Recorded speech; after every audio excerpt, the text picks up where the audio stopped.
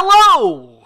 Did that peak? No, it did not. Wow, good. Hello, and welcome to the Multiply Media Podcast. My name's Dan. This is... Tristan. You Hugo. know me by now, so. That's why I say every time you walk in the door, I go, Hugo! It's my new thing. I saw something Hugo. There's a lot of Hugo streets and Hugo towns around the United States. I think I was in... Where was I at recently? I was somewhere, and I saw Hugo town. There's one up north, too. There's a north... And we saw Hugo, Kansas, when we were coming back from... did lead the cause, and there's Hugo, Missouri too, and then there's a lot of Hugo streets. So There's a lot of Hugo. And then I heard a great quote. I want to start doing this on the podcast. I haven't really done. I just keep forgetting about it. But like the quote of the day. Okay. And this quote I sent to you, I think earlier this week, is that there is by Victor Hugo. It's why I thought about it. Hugo. And it is there is no greater. Let me see. Let me just 1 second. Sorry, Tristan. Keep the people busy. No, I'm just kidding. The problem is I go back to scroll through our thing, and I've sent you a ton of videos and GIFs, and so it's like, Yeah. So we're gonna take this time to talk about our sponsor for today's video, Multiply Media Merch Shop. It'll be linked below, or Jude by Design. So if you guys want some T-shirts or awesome crew. I mean, I don't have any on, but shame on me. I should. I don't have it on, and I own. I So own all of it. I don't know where it's at, but it says basically it's on my desk. Yeah, no, please do. It really does help us when we buy our merch. But yeah, I own all the merch except the guys' merch, except for some of the new ones I have. I haven't got them in yet, but they're all very nice. They're very good shirts. I've actually upgraded. They were softer than the ones I own too because I got my first batch in. I wasn't happy with them, so I changed all the fabrics out for a new, nicer fabric, and I dropped the prices so they're actually cheaper they were whenever they were. So I don't make a lot on them. Like I make like very little. Very, very little. So, but it just helps a little bit. So when you do, please buy the merch. That's why I do coupon codes, but if I literally can't because they're that cheap that if I do it, then we just don't. Yeah, well, we'll lose money almost. So, There's no way now. So because that's not really. I'm not doing it to make money. I'm doing it because I think they're cool shirts. And I think they're in stuff too, and that it does help. So, but anyways, yeah. The quote though was by Victor Hugo, and I can't find it exactly here. But it's that there is no greater. No power on how did it go? Of course, I go to say it, Tristan, and I forget it. Now everybody's like, "Geez, this is a boring podcast." Did I share it? I thought I shared it. Like 2 minutes in. Here it is. There we go. Here it is. All the forces of the world are not so powerful as an idea whose time has come. Victor Hugo. I think it's so true. It seems like the world's bogging us down, man. Slapping us around, getting us all down. But there is no greater power. When God says it's time, it's time. And there is no force on heaven and earth that can stop that when he says those words. And that's just a beautiful thing and an encouragement. I hope that encourages you today to keep persevering because God is still alive and well. Yeah. And I think that's a struggle we have as Christians is perseverance in a lot of senses because it's difficult to persevere when you feel like you're not reaping a reward. Yes, definitely. It'd be like, use a gardening example. You go out and you plant a whole garden, plant a bunch of seeds, you till. I mean, we've been working on the garden a lot because it's finally gotten where it's not, 40 degrees outside. That's great. And so, yeah, it is. Except sometimes it's like straight up to 90. I know, it's straight 90. It's Missouri, so, whatever. But some 70s, please. 60s even. But I've been tilling the garden a lot. I re-tilled yesterday because we got this Johnson grass. You know what Johnson grass is? No idea. Johnson grass is like this really annoying grass. It's almost like corn stalk. Just think scaled down corn stalks. It gets like 6 feet high. Ooh, and that's nifty. It gets this root ball that's like several feet deep. It's like a mess of roots. And you till it, and the roots, like you actually spread it. You said whenever roots. You till. I had teachers say square root. Square roots. Square root. What's the square root of 100? That's how I said it. Mean, you know it? Me? Yeah, no. I'm sorry. Anyway, but I say weird words too. I say ambulance. Judah makes fun of me every time. She's like, say ambulance. And I'll say it like that. And she goes, no, say how you actually say it. I'll go, ambulance. I don't know. Don't judge. Jesus made my way I am, okay? Back to your garden. Anyway, garden story. So we've been tilling the garden a lot. And I had to re-till yesterday. And, you're just out there and if you did all of that and several weeks later, nothing grows. It's just like barren. It'd be pretty hard to go and redo it again. Oh, absolutely, which you did apparently, right? There was stuff growing. It was just like the Johnson grass was in there, and we had to get that out. But Yeah, and that's what I think. That's the hard thing about like we were just talking about this before the podcast went on about do we need to change the phrase quiet time even because it's left like I'm reading this book Conversions and Discipleships. You can't have one without the other, and he talks about that there are a lot of terms as Christians we use like discipleship, evangelism, quiet time, prayer even that we are saying the same words but we are completely meaning different things. We're speaking different languages. well, it's like the word devotional. Mm-hmm. It's like do you devo whatever. It's like, but the word devotion is like, do we really do that? Even disciple. Yeah. Mm-hmm. And they're weakened. Absolutely. Maybe not corrupted. In some senses, corrupted. But Well, I think for some people they've lost the meaning of it. So in that sense, it's corrupted. Like if you have a file and it still has part of it there, but half of the thing is corrupted, it's no longer what it was meant to be. Then it's still an unusable file. I think you have to look at that too. Is like that book I'm reading. He talks about. He discusses the fact that our evangelism has left out that growth is a mandate.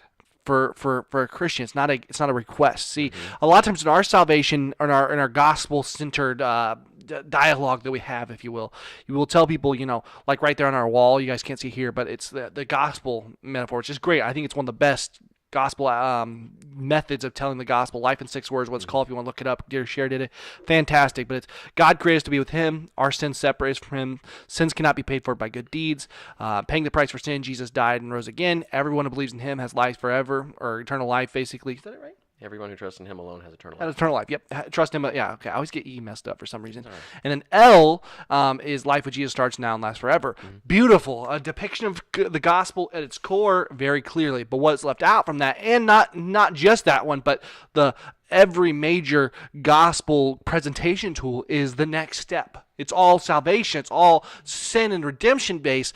But the reality is, it talks about in James that once, if you are a Christian, you will know them by their works. And in Matthew 7, it says that faith without work, that you'll know them by their fruits. Mm-hmm. And that says in James, faith without works is dead. John chapter 15. He who abides in me and I in him will bear much fruit.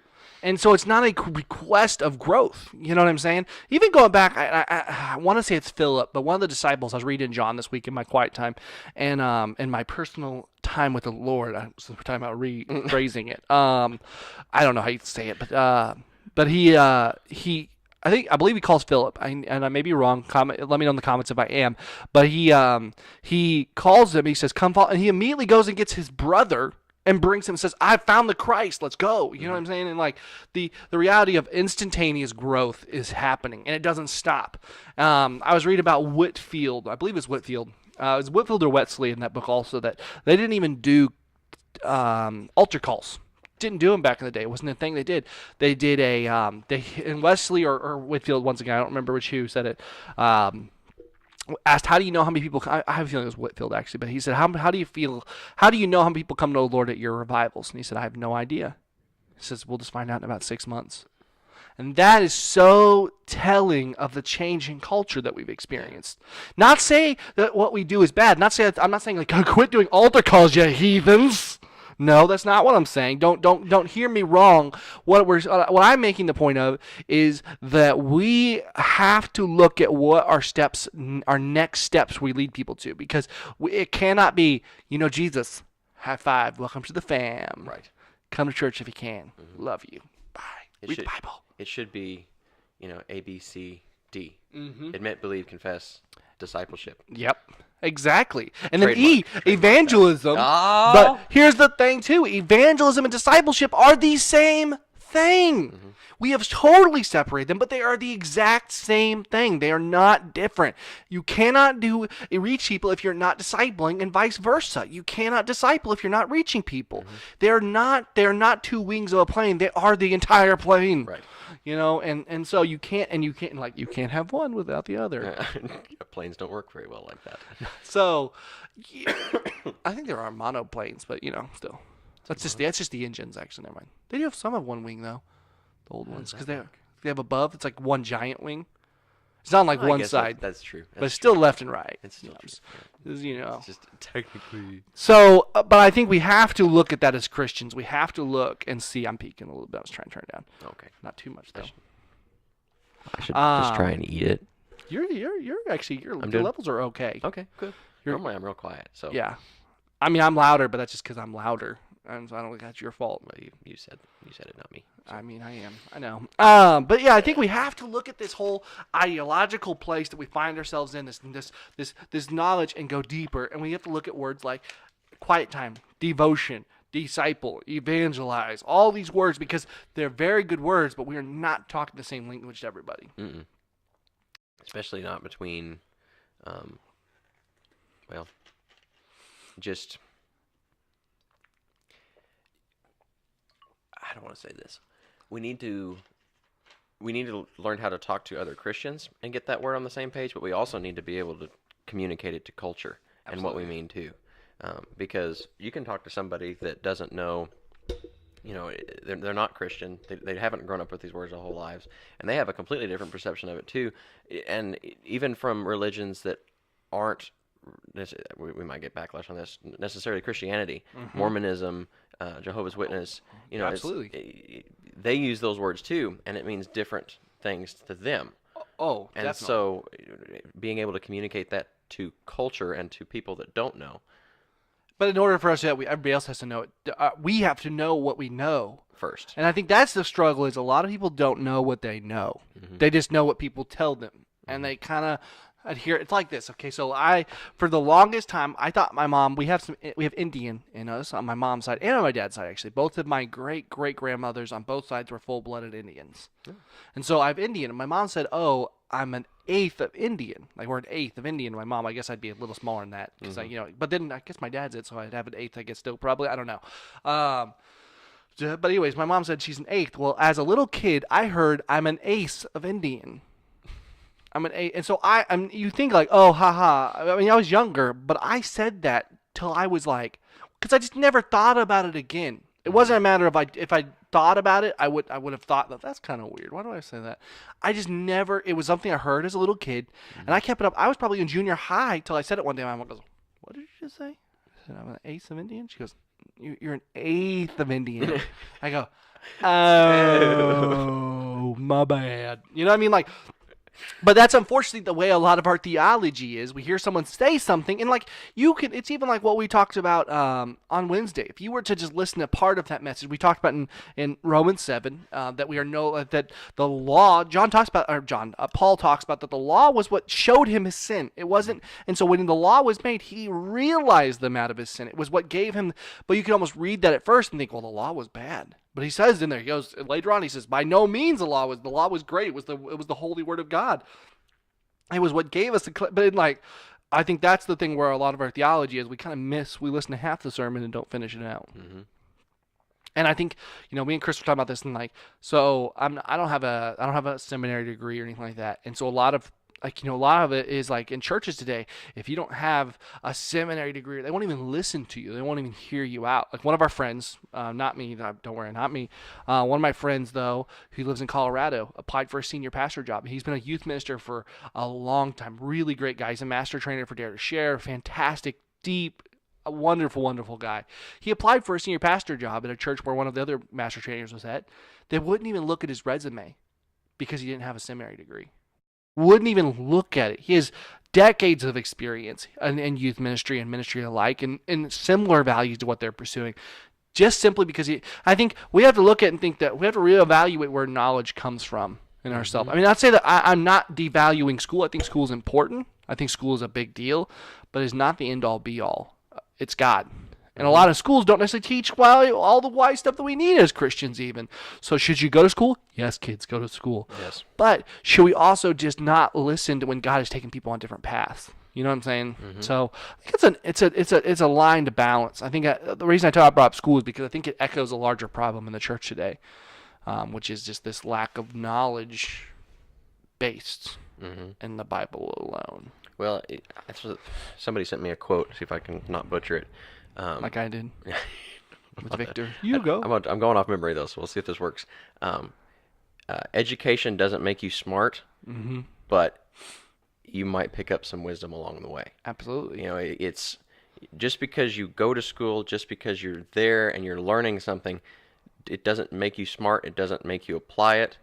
But if you do apply it, if you actually learn, not just accumulate knowledge, then that's whenever your wisdom comes in. Absolutely. It's like it's almost like this. It's like if you are a gifted basketball player from your youth, you are just like you're LeBron James essentially. But what LeBron James has that few other athletes do is he has a drive to keep it. I mean, he's 35 years old, and yet he's playing the best basketball of his career. When every other star of a like caliber dropped off the cliff, he is getting better. You know what I'm saying? And the reason is because he dedicates his body, he dedicates his time. Everything he does is about this. I mean, it is everything to him. And so when we look at that and we take a step back to what we look as Christians, a lot of Christians are gifted with graciously, a lot of knowledge and truth as it is. And you could go to college, whatever way you refine that knowledge is fine.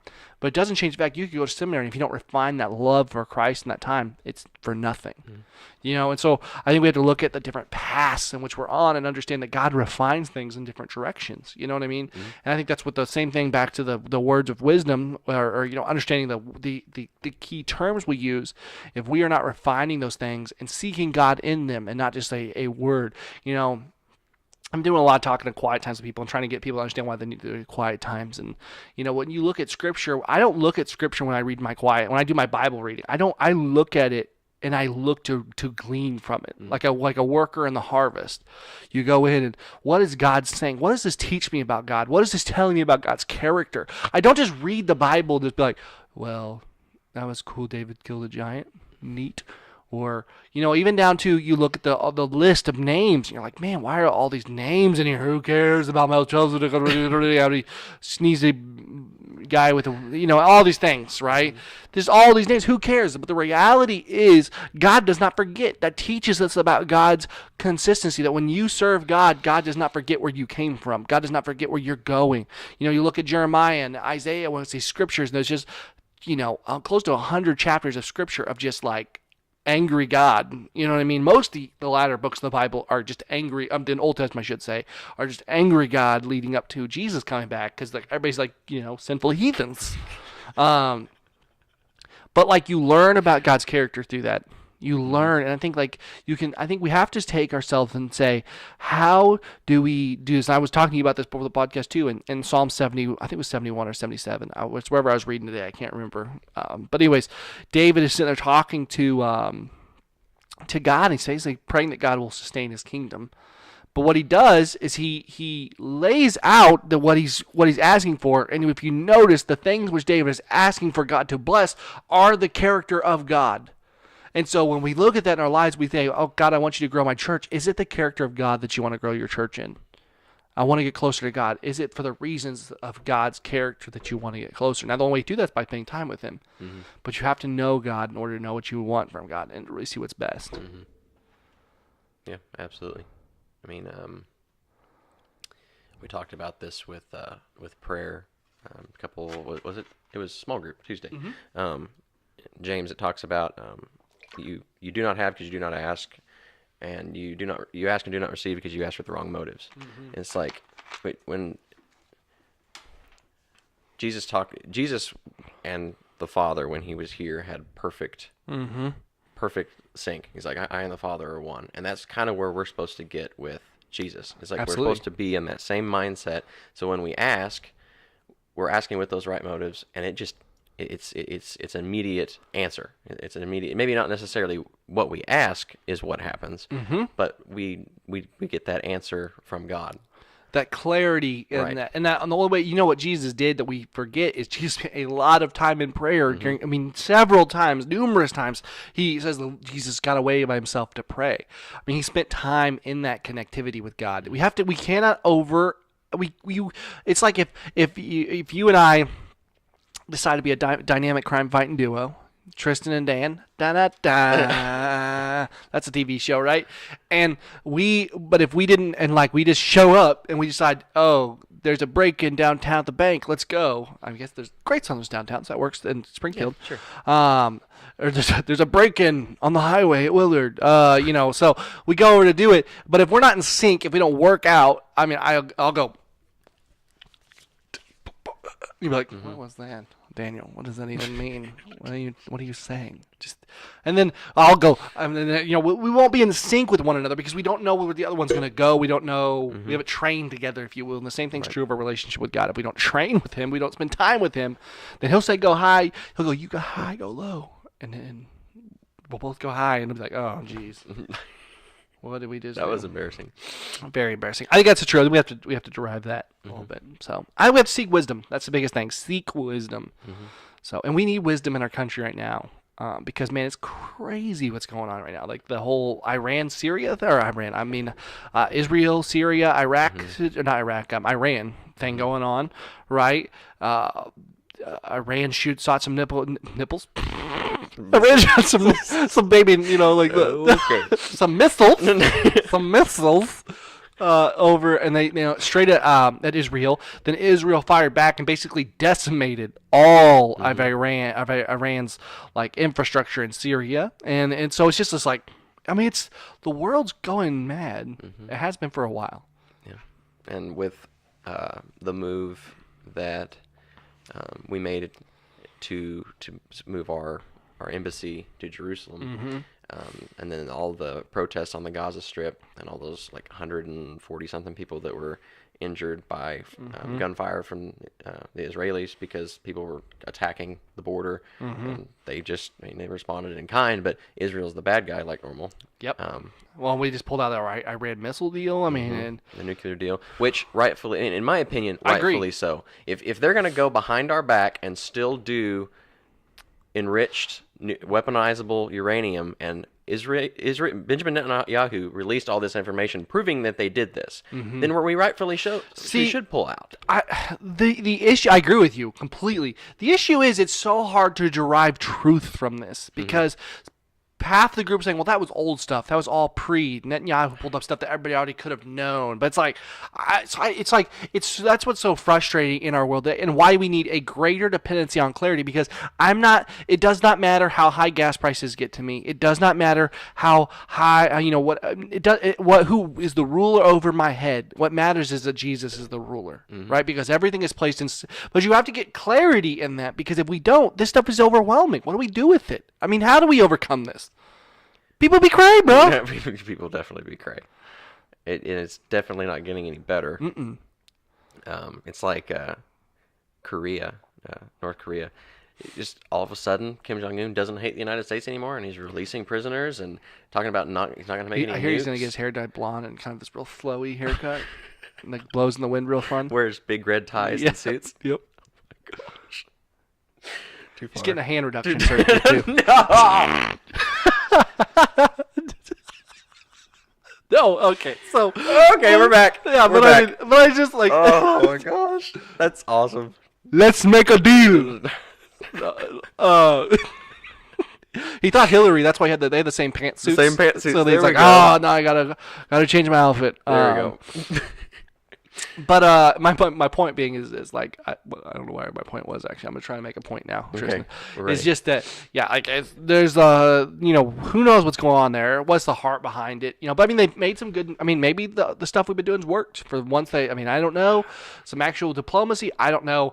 That's the problem, is you can't get clarity on Trump or any other issue because you watch one news source and like it's the greatest deal of all time and here's why, and then here's like this is the real reason it's why it's a bad deal. Listen. Here's the details. You just get both can't be true. I'm a firm believer in universal truth. The reality is, if Iran can say, "Hey, we're not enriching," and the truth is either they're not enriching or they are enriching it. There's no in between, and we have to realize truth is truth, people. And so, yeah, and we'll probably never know. Nope. And that's why we need clarity and focus, and that we realize who God is. And that's why we need to teach our young people and ourselves that knowledge, that God is the end game. I get frustrated because so much of our worship music even, and so much of our music we listen to on the radio, and basically what we do is all us focused. It's heaven. It's this. I love the thought of heaven. Don't get me wrong. Heaven's gonna be awesome. But I mean, heaven is not the reward. There's a reason Paul said to live is Christ, to die is gain. Because you're living for Christ. You're not living for just to get to the end game, right? And heaven is not I mean, yes, there will be streets of gold. There will be all these great things. It's going to be a beautiful place. It's going to be amazing. But the reason it is what it is because God is there. And it's the only victory. But we have to understand and recalibrate our faith back, our theology back to God is the focus. Because if he's not, then we've missed something. Yeah. So. Yeah, I don't have anything to add to that. You nailed it. So. Well, let me just we'll just segue from this into a couple of crazy stories that I found. This my wife I saw this first one the other day, and it's crazy. So there is a sexual educator. I think she's in another country, to be fair. Oh yeah, I heard about this. Yeah. She basically said that and I'm getting ready to have a baby, right? Here in a couple, just a few, like 12 weeks Monday. 12 weeks till she's here. It's crazy. It is crazy. But she says that you need to ask your baby if it's okay before you change their diaper. Now, I don't know about you, but babies don't talk.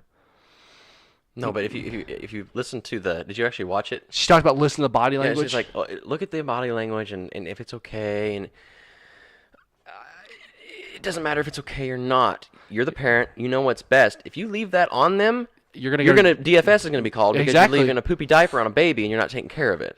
Listen, I've been trying to change her diaper for days. She just won't consent, okay? She's not listening to me. I go up to her and I say, I'm going to change your diaper, okay? And she's like, she just cries. And she never stops and looks at me and goes, and so I'm like, I don't want to violate her rights, okay? And it's so stupid. Now, I understand we have a culture that has made some bad shifts in a lot of this stuff. I keep hitting my nose on this thing. But, the reality is this is just ludicrousness. I mean, it's just, why? What? And what? Well, it's the same. It's just coming from the same people that think it's okay for elementary students to choose their gender. Mm-hmm.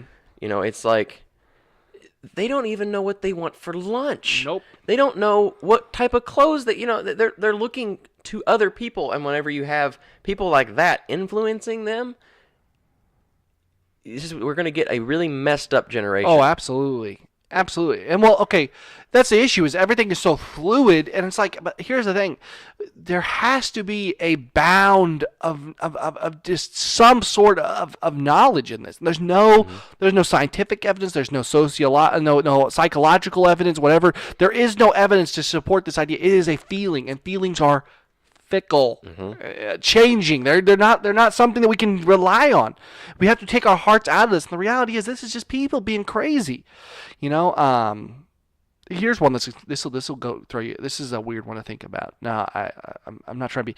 So who? Okay, so Bruce Jenner is now, what is it, Kylie or Caitlyn Jenner or something? So she's getting married. He's getting whatever. They're not. It's still a human. It's a human. So they're getting married to another transgender woman.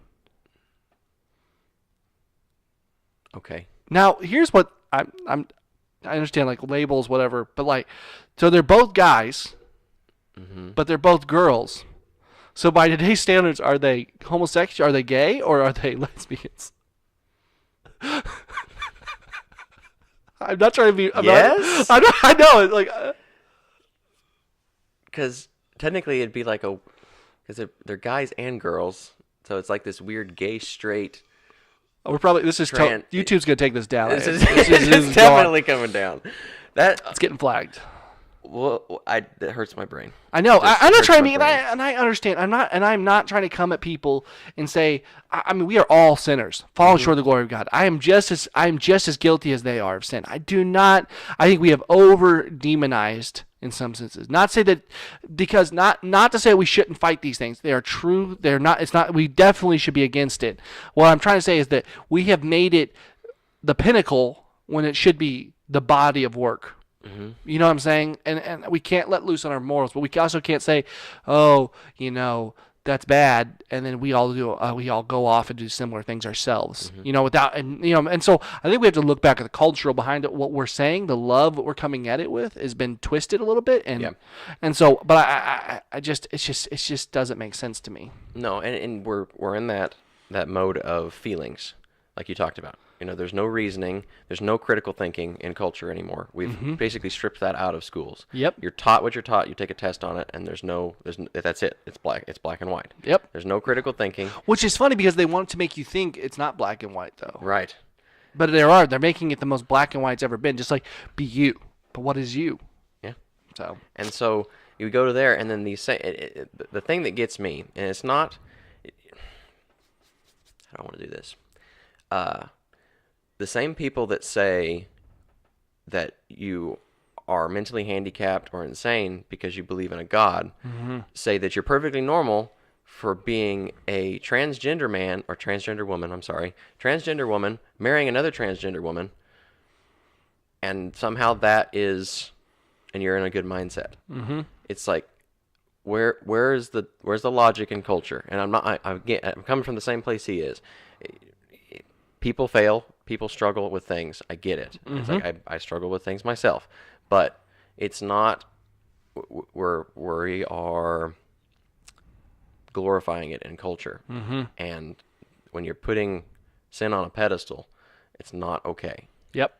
And so I think it comes back down solely to how do we as a church go about this, and that's the reality is we are not properly edifying and bringing out the truth of God. I don't know if edifying is the right word, but we're not properly bringing out the truth of God in this. We are saying to people one word, but we're not telling them why. We're not, and the church has to get better in this front. We have to be better at not just saying, but living it out, and not just living it out, explaining why we're living it out. Because people are no longer going to just listen to us say, because it's just right.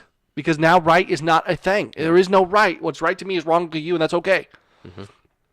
But when our rights contradict themselves, how can they both be okay? That does not make logic sense. It doesn't make sense. And if there's no universal truth, then what's the point of truth at all? Just get rid of the word. Well, and that's what people are. Basically, we are. Essentially, everything is. It's almost like the Assassin's Creed. Everything is. Whatever is permitted. Essentially, is what they say. And we have to look at the root of it and say why and how do we combat this? And the way we combat this is by not progressing in the sense of we have to change. Let's rewrite our theology to be more appeasing. We need to progress in the sense of that I don't want to say we regress, but we go back to to the truth of what God says, not to what's easy and not only that, not to just what's. We have to understand the heart behind Jesus. Today I was reading about Jesus and the Samaritan woman, and she is the opposite of what Jesus said. She was a Samaritan, so Jews didn't talk to Samaritans. She was divorced. She was a woman. Jews didn't talk to women. She was also a woman who was divorced 5 times and was living currently with someone not being married. So she was like the wrap up of what Jesus would not, as a Jewish man, you would not talk to. And boom, boom, boom, boom, boom, boom, all in a row. But he talked to her. And he reasoned with her. He spoke with her. He didn't come out and say, "You vile woman." Oh, you. No, he loved her. He talked to her. He reasoned with her. We have to go back to the heart of what Jesus did and not lose what is sacred. But we also have to look at that word right there and say, what is sacred? Because if it's not the word of God, it's not sacred. And so. Yeah, and how do you... This is the first time ever that we've had sin that is attached. People attach it to themselves. It's their identity. It's not an action. It's not something done. It's identity. Yep. And that's why I think it's so difficult that it's so hard for us to reach those people. Yep. Because they feel personally attacked. And it's not where we're coming from. It really isn't. It's not. But we have to. But the reality is, we are being lopped in because we are not differentiating ourselves. And you know, kind of the whole point of when do we have that Reformation moment when we say that this is no longer what it should be, and we have to nail the door and say, hey, we've got to change as a culture, as the church.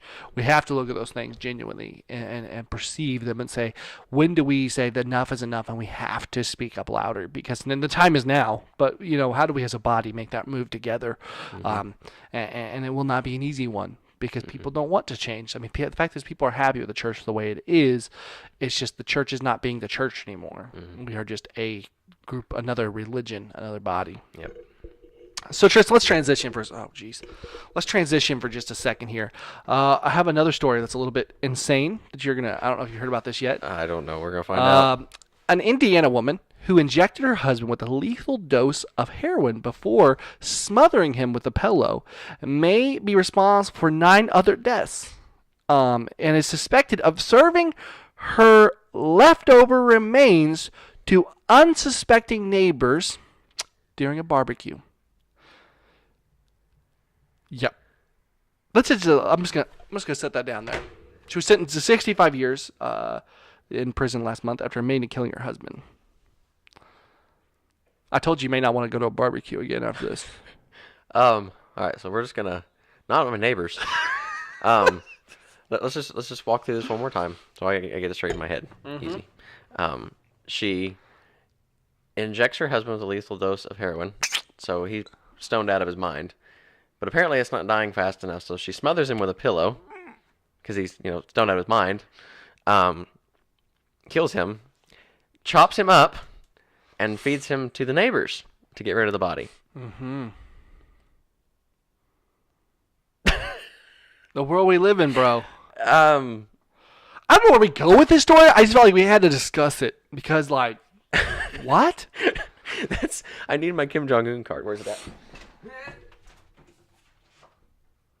What? I mean, that's just... I thought that was in focus. But It probably wasn't. We'll hold it out here that way they can see. Seriously. I know, man. But that's the depravity we live in today. I could not imagine. First off, life is sacred, no matter what it is. We have to value life. You know what I mean? Mm-hmm. Not only to kill your husband, apparently up to 9 other people. So you're a serial killer, which is okay. Not okay, but like okay, like take a step back from that. But then to decide to butcher a body, which is already then even another level of gruesomeness and horribleness, and then to think about literally preparing it for other people, it's just be those poor people. And to somehow maintain your composure while you feed him to them. Nah, I was gonna make a joke. I probably better not. Where's Jeff? Oh, he's. I'm just not even. He just wanted to go get warm. He was smoked. Oh, jeez. Dude, it's bad. It's bad. I don't even know. Oh my goodness. Like, it's just the world we live in is so heartbreakingly bad. And I don't know. I don't know where we go. I don't know other than to Jesus. Run to Jesus. Mm-hmm. That's a song, I think, somewhere. It is a song. I care how it goes though. But there's so something interesting happened in the television world. Which I know you don't really watch TV, do you? Primarily? Not much, but I think I know what you're talking about because I saw a news article about it. About Last Man Standing Yes. come back. Mm-hmm. So Last Man Standing was a conservative show, pretty conservative viewpoint by Tim Allen, and it basically everybody's like started outcrying because it was so conservative, which is just like there's a lot of knowledge. I mean, you can have your shows, we can have ours. But Right. Well, feelings. So here's what's weird. I've never seen this quite happen before. So that was on ABC, right? Mm-hmm. So ABC cancels it. Fox has picked it up now and is bringing the show back. So a different network. And then Fox canceled a bunch of shows to make room for it, one of which was Brooklyn Nine-Nine, which is a comedy show, which is now going off of Fox and onto NBC, which it used to be on NBC, and then Fox picked it up off of them, and now it's going back to NBC. Cool. It's like, follow that line of webs and the crazy guy in the bath and his claws, like this connects to here and here. It's like I am glad to see it come back. In all honesty, I think I'm not gonna say I've never really watched the show. My dad liked it. I watched it a few times. I mean, I'm not a huge Tim Allen fan. I mean, he's funny, but I'm just not. I don't watch very many shows, and so I'm pretty selective. I pretty much just watch The Office. No, and so, but I mean, it's encouraging to see at least some people are willing to say, that it's okay. You know what I mean? To like just to not bow down to this vocal minority, and it's a growing majority of people are making this pivot, but it doesn't change the fact that these are just. It's like it's so loud on the other side. And it's like the two people who are the loudest are the craziest. On conservatives, it's like, why would I didn't say that. I'm a conservative, and I did not say that. Right. And then you hear these liberals, and it's like, oh my goodness, how could you even think that? Like, what? I mean, like the girl with the kimono dress. Did you hear about that? About yes, she wore a dress to It wasn't prom. kimono, but it was a Japanese It was dress. a Japanese dress to prom, and somehow she was being a cultural. What was that? What was the word they used? She's doing cultural appropriation. There we go. Thank you. Misappropriation. And so it was like, what? Yep. What? That's the world we live in, though. Isn't that the United States? Yep. I mean, everything we eat here in fast food, basically, besides hamburgers. I mean, you're taking Chinese food, which it really isn't Chinese food. It's like, I mean, cashew chicken was made here in Missouri. In Springfield. But It is delicious, You know though. what I mean, though. It's like we appropriate. That is the We United States. we are a melting pot of cultures. That's Yeah, the entire that's- point. Agreed, and it does not make sense at all. You know, and you know, I don't know. I find it foolish. I find it to be just like what? But that's the world we live in today, where it's just the people who oftentimes are offended aren't even the people. Like actually in Japan, people I was like it's great. Like people in Japan were like, "Hey, we're glad that she liked our culture. We, you know, this and that." Japan, guess what they love? They love American. I mean, American culture is huge in Japan. They our sneakers actually. Japan's one of the biggest section of sneakerheads. American sneakers, like huge collectors. I mean, lots huge fans. I mean, it's insane just quite how popular it is. So it's like there are lots of cultures that borrow from other cultures. The fact of the matter is, most of our language is off of Greek and everything's that have been translated and over time became English. You go and like find the root word is from this Greek word and whatever else. So we are a growth upon other things. The idea of this is just, but it's what gets me more than anything is that the reality that people who are offended oftentimes aren't the people who are Asian even. There's some white person sitting there then going, how dare they? It's like, I mean, what? Let people be offended who want to be offended. That's their prerogative. But I mean, you know, we're offended for people. It's like there's a scene in The Office, the best show of all time, where one of the people goes in. She's from Britain, I believe, and she says she's talking about she just moved to the town, and she's like, no offense, but are there a lot of Irish here? And like three people in the office are Irish, and they go, yep, and they all raise their hands and smile. And then one of the guys, Oscar, who's a very liberal character on the show, looks over and he goes, actually, Nellie, this entire dialogue is very offensive. And he's like, he's Hispanic. He's not even but that's kind of the nature we live in of the beast today. There's just the trolls that spend their lives offended, waiting for somebody just to slip up and say something that might come across as right. Like what? What? What did you say? Yeah, and just poised and ready, sitting at home. Just imagine that with blonde locks, blonde locks, bright red tie. bright red tie. We'll do him up for next week. There we go. Now It'll be an A instead of a U. What? What? It's gonna be huge. Yeah. So I do. We have to find reason again in our culture today. We just have to. We have to long for reason, and the only way we're gonna get it back is by an act of God. And unfortunately, this act of God, I feel like sincerely, is going to be a painful one because we are going to. It's gonna be just a total pivot from where we are today. It's not going to be. People are not going to be happy if we had a revival today. No. Well, and something I got to thinking about this past week was Proverbs, is it 9? Or talks about, or 19, I can't remember, where it talks about fear of the Lord is the beginning of knowledge. Fear of the Lord is the beginning of knowledge. You don't get to a fear of the Lord. It's respect, it's a reverence, but it's a little bit more than that too.